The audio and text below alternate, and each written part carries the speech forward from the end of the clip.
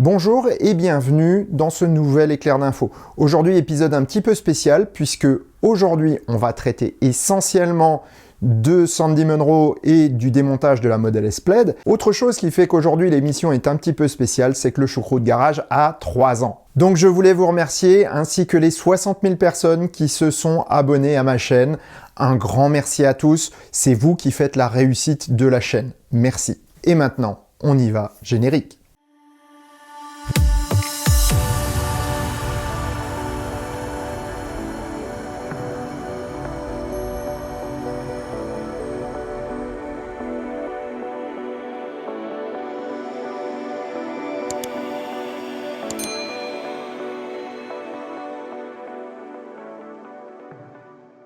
La semaine dernière, Sandy Munro a mis en ligne 3 nouvelles vidéos concernant la Model S Plaid, avec du bon et du moins bon. Je vais traiter chaque vidéo séparément et on va commencer par les sièges. Pour cette vidéo, Sandy s'est adjoint les services de Carl Crittenden, qui est le spécialiste des sièges chez Munro. Sandy commence par les sièges arrière et il est relativement critique à ce sujet, car en effet, les ceintures de sécurité lui paraissent peu pratiques et je dois dire que au quotidien, c'est vrai. Même sur la mienne, on a souvent des soucis pour cliquer correctement les ceintures. Tesla est au courant du problème et Munro a eu un retour du constructeur lui disant qu'ils allaient modifier cela dans un proche avenir. En ce qui concerne la forme du siège, Sandy le trouve trop droit et pas assez en avant. Lorsqu'il travaille pour l'aviation, Sandy propose généralement un système coulissant, permettant d'avancer l'assise et d'incliner le siège, qui donne un meilleur confort, même s'il y a moins de place pour les jambes. L'autre proposition alternative serait de repasser à une configuration à 4 places seulement. Option qui existait déjà sur les premières Model S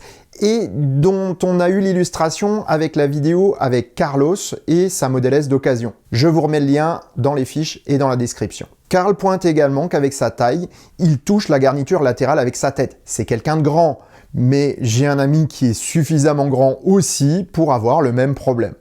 Donc, à voir ce que Tesla pourra modifier au niveau de ses sièges, mais en tout cas, c'est dans les tuyaux. Autrement, les sièges sont bien construits et malheureusement, le résultat obtenu ne reflète pas la qualité de fabrication. Deuxième point, les sièges avant. Carl compare un siège à une carrosserie de voiture. Les surfaces visibles doivent être belles et les mécanismes ne sont visibles qu'en dessous. Les sièges sont des sous-ensembles qui ont plusieurs parties.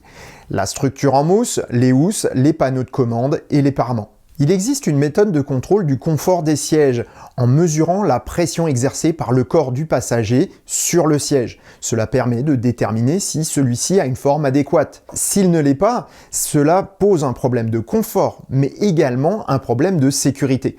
Parce qu'en effet, le passager risque de se mettre dans une position qui soit plus confortable pour lui, mais surtout qui empêchera les éléments de sécurité tels que ceinture et airbag de faire leur office. Au niveau de la structure, comme d'habitude, on retrouve des pièces standards. On retrouve une pièce identique à celle des Model 3 et Model Y. Deuxième chose, les sièges sont conçus de telle manière que vous ne puissiez pas glisser sur le siège en cas de choc, puisque, en effet, on a tendance à glisser sous la ceinture. Donc, le siège est légèrement relevé à l'avant avec des pièces renforcées pour éviter ce qu'on appelle le sous-marinage. Pour ce qui est des plastiques arrière, ils sont faciles à monter et rigides. Par contre, il y a une petite particularité, c'est que le panneau arrière est fixé grâce aux tiges de l'appui-tête. On évite ainsi les clips, mais attention aux réparations. Il faut démonter l'appui-tête, sinon on casse la pièce. Carl pointe également qu'il n'y a pas de poche de rangement sur la Plaid, contrairement au Model 3 ou Y. Mais cela représente un gros surcoût de production et surtout, l'utilité est toute relative. En tout cas, c'est le choix qu'a fait Tesla, puisqu'il semblerait que ces poches ne soient que peu utilisées. Pour ce qui est de la comparaison entre le dos du siège de la Model 3 et celui de la Plaid, il y a une grande différence. C'est le matériau utilisé. Pour un meilleur aspect, la Plaid utilise du PVC. En effet, on ne peut pas coller de parement au-dessus du polypropylène, qui est utilisé sur les 3Y. Mais le problème est que le PVC casse en cas de choc. Donc, en cas d'ouverture d'airbag, on risque d'avoir une projection de pièces en plastique, ce qu'on ne veut absolument pas. C'est la matière collée sur le PVC qui empêche la pièce d'exploser lors d'un choc et à l'ouverture de l'airbag latéral. La partie basse du panneau est séparée sur la Plaid et est en plastique rigide, alors que c'est une pièce souple sur la Model 3. C'est plus cher à produire, mais offre un aspect plus fini. L'appui-tête est fixe et l'angle est conçu pour garder la tête à bonne distance du conducteur en cas de choc. Pour un véhicule comme un SUV où on est assis plus droit, il sera moins incliné, comme sur le modèle Y. En revanche, l'inclinaison du siège va devoir être adaptée en fonction du modèle utilisé. La housse est bien conçue avec plusieurs densités de mousse, comme d'ailleurs pour les mousses qui sont utilisées pour le siège. En ce qui concerne la fabrication, Carl ne sait pas jusqu'à quel point Tesla est allé dans la production de ses sièges. D'habitude, ce sont des sièges complets qui sont vendus aux constructeurs. Si les éléments sont produits à l'extérieur, il est possible que les coûts des pièces soient un peu plus élevés que pour les autres constructeurs. Mais Tesla s'y retrouve en faisant des économies sur le montage. Passons maintenant aux portes. Et là, ça va être un gros morceau. Cette fois-ci, Sandy est avec Ben, qu'on avait déjà vu dans une précédente vidéo. Sandy présente la porte du modèle Y, avec le module détachable qu'il apprécie énormément. C'est une pièce sur laquelle Sandy Munro avait travaillé dans les années 80. Il avait démonté un GM GMT 400, qui est le pick-up de la gamme 1500-2500, et avait fait des recommandations à Ford à l'époque. Recommandations qui n'avaient pas été suivies d'effet. Or, il se trouve qu'aujourd'hui, Ford utilise le même système pour son Mach-E et c'est d'ailleurs le préféré de Sandy. Quels sont les avantages de ce système? On va pouvoir avoir un montage facile hors de la ligne de production, l'alignement sera parfait à chaque fois puisqu'il n'y a plus besoin de réglage. En effet, une portière, lorsqu'elle est produite, va avoir des tolérances de fabrication. Et avec l'ancien système, eh bien, il faut ajuster manuellement la vitre pour qu'elle colle bien au joint. Et là, Sandy a eu une énorme déception en voyant la porte de la Plaid puisqu'elle utilise cet ancien système. On a une porte avec deux parois métalliques qui ne sont pas démontables. Chaque mécanisme doit être monté un par un dans la porte. C'est un cauchemar sur les lignes de production pour les ouvriers. Le passage des câbles, l'installation du mécanisme de lève-vitre, tout cela se fait à l'aveugle et de manière plus ou moins approximative. Mais tout le monde construit les voitures comme ça, ou pratiquement. Le problème, c'est que la porte comporte des pièces en trop, du coup, parce qu'il y a des capots pour fermer. Mais en plus, lorsque le mécanisme de vitre est installé, il faut l'ajuster. Mais malheureusement, cela cause énormément de problèmes de qualité. Et on l'a vu sur la Model S. Puisqu'en effet, la porte doit être ajustée avant d'être montée sur la voiture. Ça peut être la cause de mauvaises performances au niveau de l'acoustique des Model S. Et là, effectivement, on l'a relativement souvent. On va avoir également un problème lorsque la voiture est rejetée par le contrôle qualité. Et ça arrive assez souvent, même chez d'autres constructeurs. Et donc, on va avoir une voiture qui va être mise sur le côté pour pouvoir être remise en conformité. En revanche, Sandy aime bien le double vitrage car il est réalisé par deux vitres de formes différentes. Autre petit détail, c'est que la fixation de la vitre se fait au niveau de la partie en simple vitrage, ce qui implique que Tesla a voulu réutiliser les mêmes mécanismes que sur les anciennes Model S. On passe maintenant au tableau de bord avec Scott Hoffman et Cory. Au démontage, Cory et Scott ont été surpris de découvrir que, bien que fixe, l'écran central a un système lui permettant de tourner. Le mécanisme est présent, mais il est bloqué par des vis. Les moteurs permettant le déplacement sont absents, mais les logements sont prévus. Il manque également la pige de guidage qui permettrait de faire tourner l'écran selon des mouvements bien coordonnés. Cory pense qu'il y aura un rétrofit possible pour ces modèles à l'avenir. Deux moteurs, des articulations plus mobiles et une pige de guidage, plus une mise à jour, ferait le job. Par contre, vu le nombre de pièces à installer, il est probable que cette mise à jour soit relativement chère. Au niveau de la planche de bord elle-même, le système est différent des 3 et Y avec une structure en C en acier. Les modèles 3 et Y disposent d'une poutre en aluminium qui est formée à chaud, après extrusion, et avec des pièces rapportées. Sur la Model S Plaid, les plastiques de structure sont directement surmoulés sur la pièce en acier. Le premier examen du système de ventilation montre que les moteurs de volet sont fixés seulement par deux vis et une pige de centrage.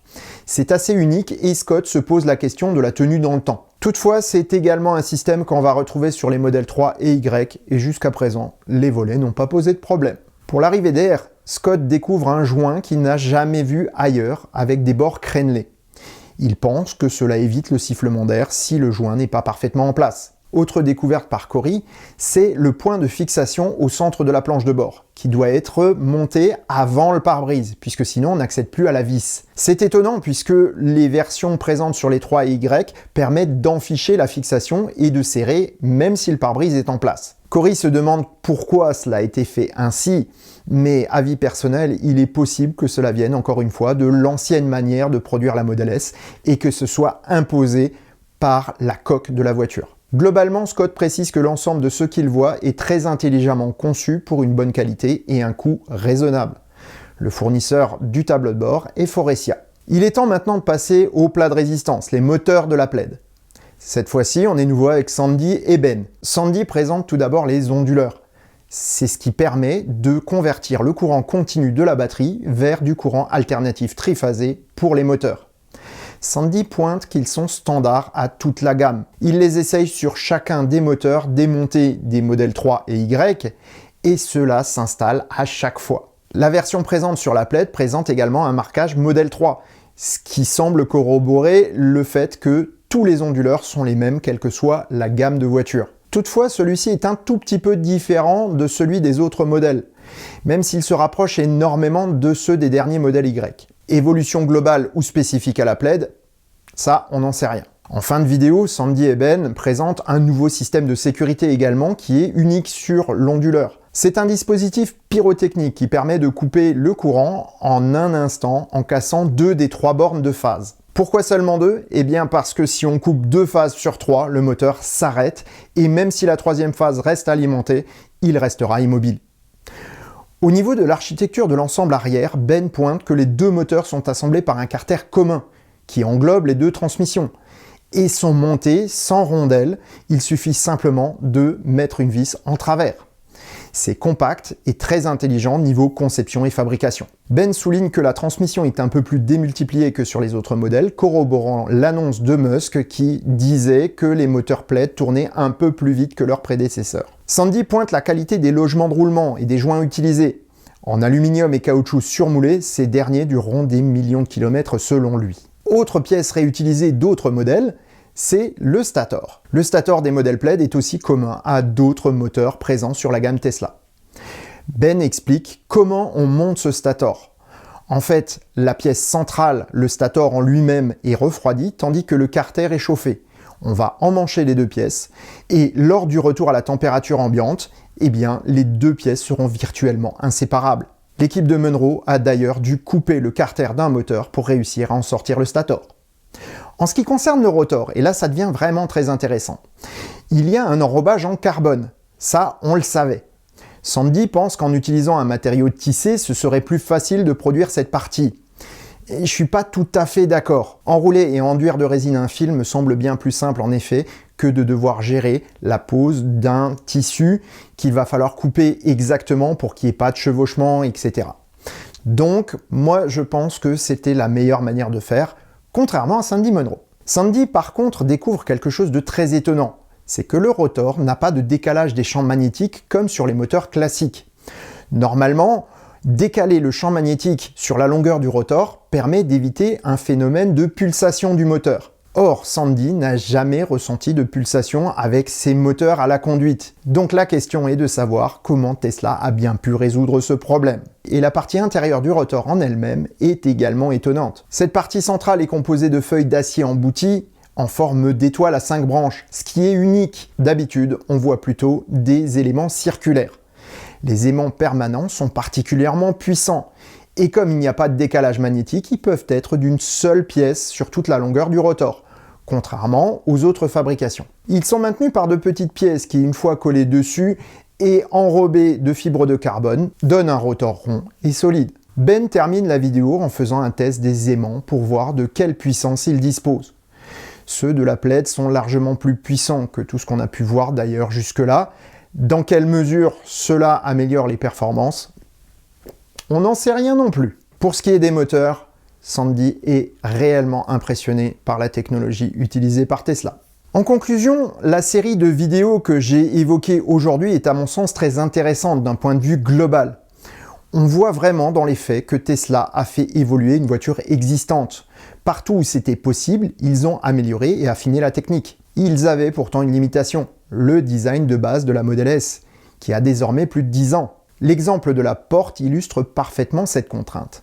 Modifier une portière est très compliqué car cela demande énormément de travail au niveau de la structure, de l'outil de production et de son intégration dans le véhicule. La Model S est une auto de moyenne série et donc c'est focalisé sur ce qui est le plus important pour améliorer son design, à savoir les moteurs et toutes les pièces rapportées. En raison des coûts comparés au volume de production, ils ont modifié aussi peu d'éléments emboutis que possible. Donc même si une Plaid est globalement une nouvelle voiture, elle n'en garde pas moins l'ADN de base des modèles S pour le meilleur et pour le pire. Voilà, cette vidéo est terminée, j'espère qu'elle vous a plu. Si c'est le cas, un petit pouce vers le haut est apprécié, et si vous n'êtes pas encore abonné, pensez-y pour ne pas manquer les prochains épisodes. Vendredi, on reparlera de la Model S, mais pas directement. Je vous parlerai d'une auto qui est souvent présentée comme une super Model S.